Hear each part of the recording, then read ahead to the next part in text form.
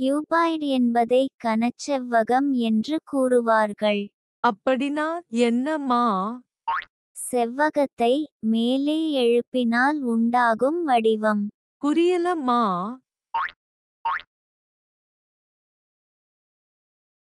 இங்கே ஒரு செவ்வகம் இருக்கா? இருக்கு. அதை செங்குத்தாக மேலே எழும்பினால் ஒரு வடிவம் உண்டாகிறதா? ஆம். இந்த வடிவத்தை கனச்செவ்வகம் என்று கூறுவார்கள்.